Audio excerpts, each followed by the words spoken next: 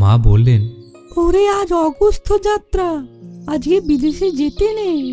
সুটকেসটা গোছাতে গোছাতে আমি বললুম, কেন বলো দেখি, আজ বিদেশে গেলে কি হয়? মা বললেন, আজকে যাত্রা করে অগস্ত্য মুনি আর ফিরে আসেননি। আমি বললুম, অগস্ত্য মুনির বউ ভারী কদর করত, তার ভয়ে এই আসি বলে তিনি পিত্তান দিয়েছিলেন। মা প্রতিবাদ করে বললেন, কই শাস্ত্রে তো সে কথা লেখে না। আমি বললুম, শাস্ত্রে সে কথা লিখলে অগস্ত্য মুনির বউ মানহানির মামলা এনে শাস্ত্রকারকে জব্দ করে দিতেন যে, কাজেই শাস্ত্রকাররা সে কথা চেপে গিয়েছেন। মা বললেন, না রে না, বিন্ধ্য পাহাড়।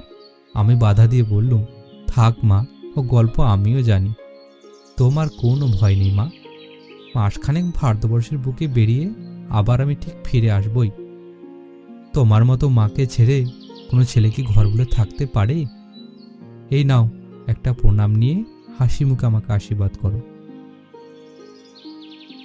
মা খুঁত খুঁত করতে করতে আমাকে আশীর্বাদ করলেন।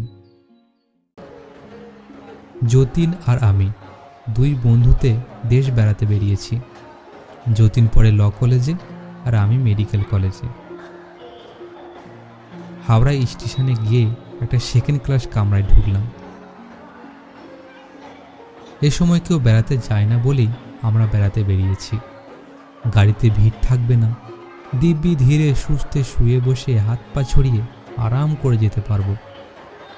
পুজোর সময়ে আর বড়দিনে বেড়াতে যাওয়ার পায়ে নমস্কার। সে কি বেড়াতে যাওয়া না নরক যন্ত্রণা ভোগ করা? প্রথমেই আমাদের বেনারসে যাওয়ার কথা। সেখানে গিয়ে পৌঁছাবো কাল প্রায় দুপুরে। সারা রাত ট্রেনেই কাটাতে হবে। কাজে আমাদের কামরায় লোক নেই দেখে ভারী আনন্দ হলো। বাইরের কোনো লোক আসবার আগেই তাড়াতাড়ি দুখানা বেঞ্চে দুটো বিছানা বিছিয়ে আমরা দুজনেই শুয়ে পড়লুম। শুয়ে শুয়ে দুই বন্ধুতে অনেক গল্প হলো। তারপর ট্রেন যখন বর্ধমান পার হলো, যতীন উঠে আলো নিভিয়ে দিল। খানিকক্ষণ পরে অন্ধকারে যতীনের নাক ডাকার আওয়াজ শুনতে শুনতে আমারও চোখ ঘুমে জড়িয়ে এলো।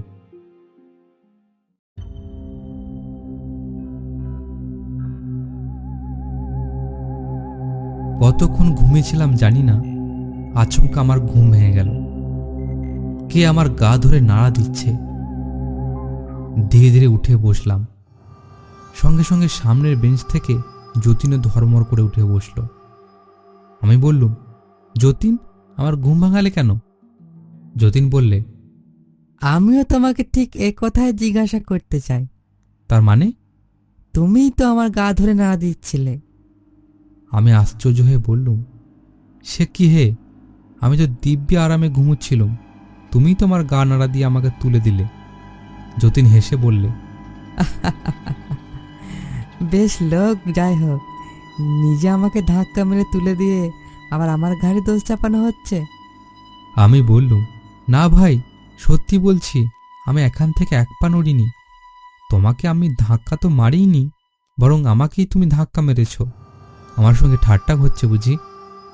যতীন গম্ভীর স্বরে বললে, গাড়িতে আর জনপ্রাণী নেই, আমাদের দুজনকে তবে ধাক্কা মারলে কে? চোট্টর আসেনি তো?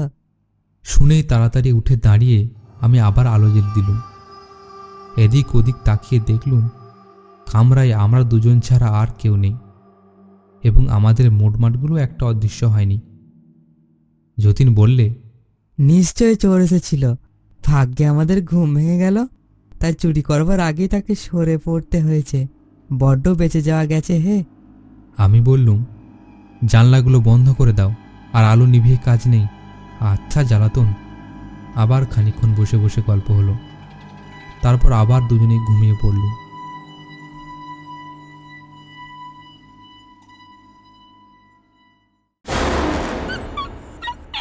কিন্তু আবার ঘুম ভেঙে গেল। এবারে কেউ আর ধাক্কা মারছিল না। এবারে কামরার ভেতর থেকে পরিত্রাহী স্বরে একটা কুকুর আর্তনাদ করছিল। আলো জ্বালিয়ে শুয়েছিল, কিন্তু উঠে দেখি কামরার ভেতরে ঘুট ঘুট করছে অন্ধকার। অন্ধকারে যতীনের গলা পেল। সে বললে, এ আবার কি ব্যাপার? আজকে কি রাজ্যের আপদ এখানে এসে জুটেছে? কুকুরটা যেভাবে চেঁচাচ্ছে তাতে মনে হলো সে যেন ভয়ানক জখম হয়েছে, কিন্তু কামরার জানলা দরজা সব বন্ধ। সে ভেতরে এলোই বা কেমন করে? কুকুরটা হঠাৎ একবার জোরে ঘেউ ঘেউ করে চেঁচিয়েই একবারে চুপ মেরে গেল। আমি বললুম, যতীন, আলো নেভালে কে? যতীন বললে, আমি জানি না তো, আমি ভাবছিলাম তুমি নিভিয়েছ।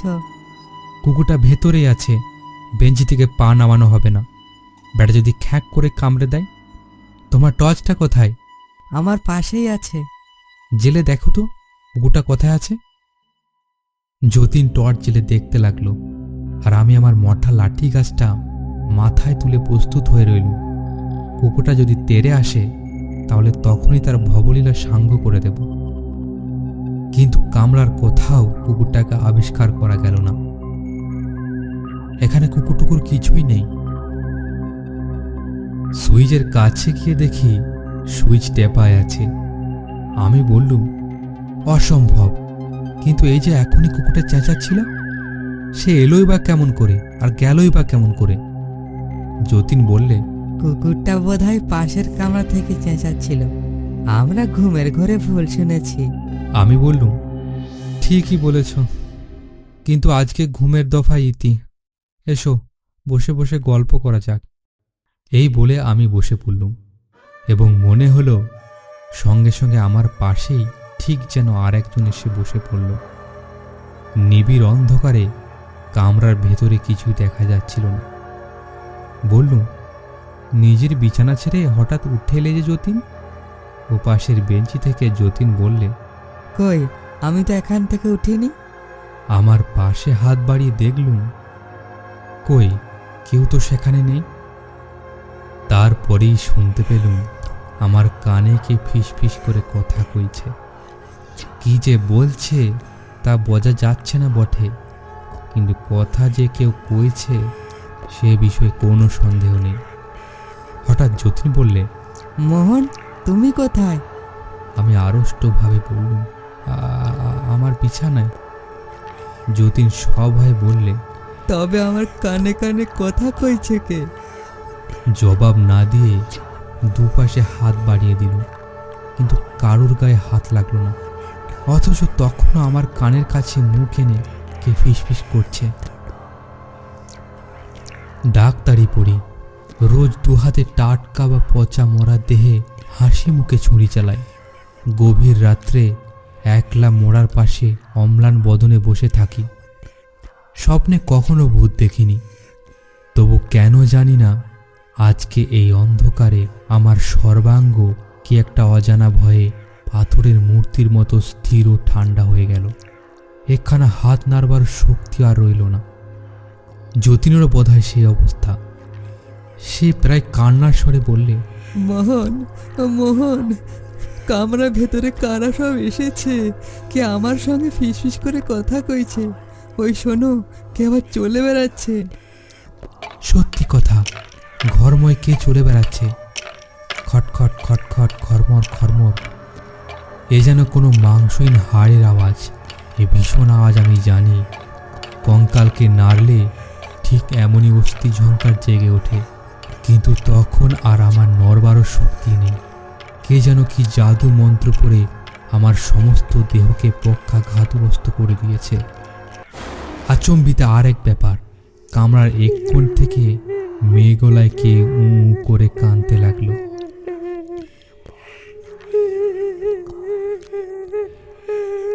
কানের কাছে সেই ফিস ফিস কথা, ঘরময় কঙ্কালের সেই চলাফেরার খটখটানি। এক কোণ থেকে মেয়ে গলায় সেই কান্নার আওয়াজ। গাঢ় অন্ধকারে ডুবে আড়ষ্টভাবে বসে বসে একসঙ্গে এইসব শুনতে লাগলো। যতীনের কোনো সাড়া নেই।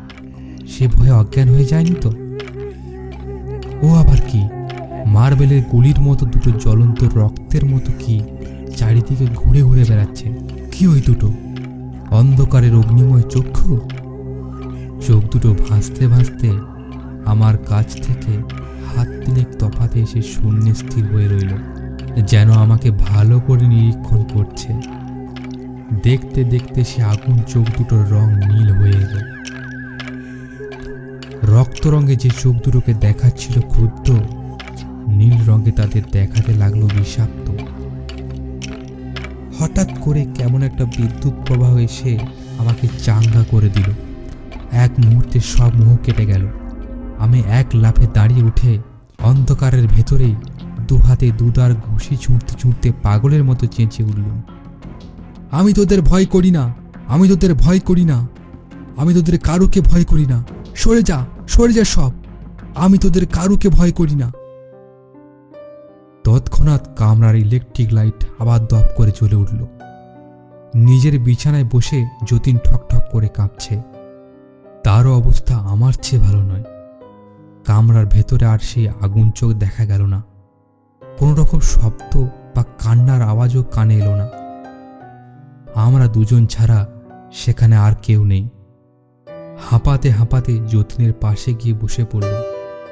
যতীন অস্ফুট স্বরে বললে, আমি কি এতক্ষণ স্বপ্ন দেখছিলাম? আমি বললুম, আমারও তাই মনে হচ্ছে। একদিকে তাকিয়ে যতীন তীব্র স্বরে বলে উঠল, না না, স্বপ্ন নয়, ওই দেখো। ঠিক যেন শূন্যকে বিদীর্ণ করে ফিনকি দিয়ে কামরার মেঝের উপরে রক্ত ছিটকে পড়ছে। তাজা রাঙা রক্ত। রক্তে রক্তে ঘর বুঝি ভেসে যায়। শূন্য যেন রক্ত প্রসব করেছে। আমি আর সইতে পারলুম না। অ্যালার্ম কর ধরে একেবারে ঝুলে পড়লুম।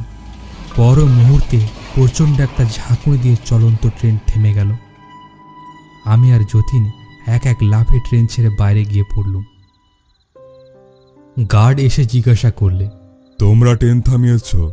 আমি বললুম, হ্যাঁ। কেন? গাড়ির ভেতরে আমাদের জীবন বিপন্ন হয়েছিল। আসল ব্যাপারটা কি তা আমি বলতে চাই না, কিন্তু ও কামরার ভেতরে আমরা যদি আর কিছুক্ষণ থাকতুম তাহলে হয় পাগল হয়ে যেতুম, না হয় মারা পড়তুম।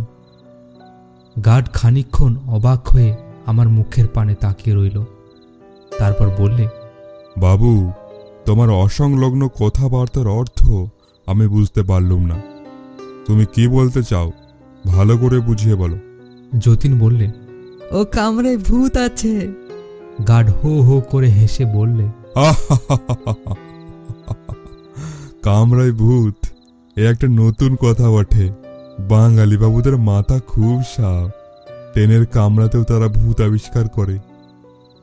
আমি বললুম, ভূত কিনা জানি না, কিন্তু ও কামরার ভেতরে আমরা এমন সব বিভীষিকা দেখেছি যা স্বাভাবিক নয়।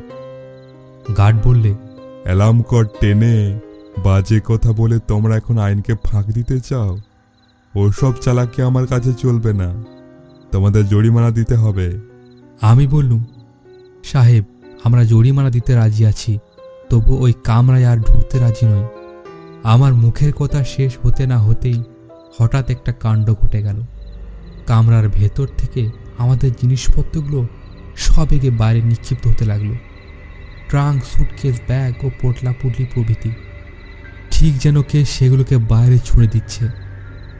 গার্ড সাহেব মাথা হেঁট করে তাড়াতাড়ি মাটির উপরে বসে পড়ল, নইলে যতীনের স্টিল ট্রাঙ্কটা নিশ্চয় তার মাথা চূর্ণ করে দিত। গার্ড চেঁচাতে লাগলো, ওই পাকড়ো পাকড়ো! একদল রেল পুলিশ ও কুলি হুড়মুড় করে কামরার ভেতরে গিয়ে ঢুকল এবং বলা বাহুল্য সেখানে জনপ্রাণীর আধখানা টিকি পর্যন্ত পাওয়া গেল না।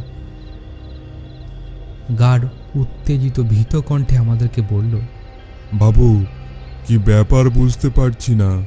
ট্রেন লেট হয়ে যাচ্ছে, এখন আর বোঝবার সময়ও নেই। তবে তোমাদের কথাই সত্যি বলে মনে হচ্ছে। আপাতত তোমরা অন্য কোনো কামরায় উঠে পড়ো, আমি ট্রেন চালাবার হুকুম দেব।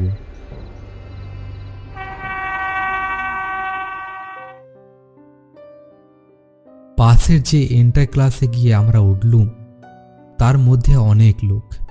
সকলে আমাদের কথা শোনবার জন্য ব্যগ্র। যতটা সংক্ষেপে পারা যায় তাদের কাছে আমাদের বিপদের কাহিনী বর্ণনা করলুম। একটা আধবুড়ো ভদ্রলোক, পোশাক থেকে তাকে রেল কর্মচারী বলে চেনা গেল, আমাদের কাছে এসে বললে, মশাই, গেল বৎসরে এই ট্রেনের এই কামরায় একটা ভীষণ হত্যাকাণ্ড হয়েছিল। আমি বললুম, তার সঙ্গে এ ব্যাপারের কি সম্পর্ক? সম্পর্ক সম্পর্ক হয়তো কিছুই নেই, তবু শুনুন না। রানীগঞ্জে গাড়ি থামলে পরে দেখা গেল একটা সেকেন্ড ক্লাস কামরার ভেতরে দুজন পুরুষ, একজন স্ত্রীলোক, একটি শিশু আর একটি কুকুরের মৃতদেহ রক্তের মধ্যে প্রায় ডুবে আছে। কিন্তু কে বা কারা এতগুলো প্রাণীকে খুন করলে তার কোনো সন্ধান পাওয়া গেল না। আমি রুদ্ধশ্বাসে বললুম, একটা কুকুরও ছিল? তারপর? তার কিছুদিন পরে এই কামরাতেই তিনজন সাহেব হাওড়া থেকে আসছিল, কিন্তু রানীগঞ্জেই তারা গাড়ি থেকে নেমে পড়ে। স্টেশন মাস্টারের কাছে অভিযোগ করে যে কামরার আলো নিভিয়ে দিয়ে কারা তাদের ভয়ানক ভয় দেখিয়েছে। কিন্তু অনেক খোঁজাখুঁজির পরেও যারা ভয় দেখিয়েছিল তাদের পাত্তা পাওয়া গেল না। যতীন বললে, ভূতকে কখনো খুঁজে পাওয়া যায়? মানুষকে ভূতেরা খুঁজে বার করে। তিনি বললেন, তারপর প্রায় এরকম সব অভিযোগ হতে লাগলো। আর লক্ষ্য করবার বিষয় এই যে অভিযোগ হয়েছে প্রত্যেকবারই রানীগঞ্জ স্টেশনে। কেবল আপনারাই রানীগঞ্জ পার হতে পেরেছেন। যতীন বললে, হ্যাঁ, রানীগঞ্জ কেন, আরেকটু হলে আমাদের ভব নদীর পারে যেতে হতো। আমি বললুম, যতীন, মায়ের কথা আর কখনো ঠেলব না। সত্যি সত্যি আজকের যাত্রা অশুভ।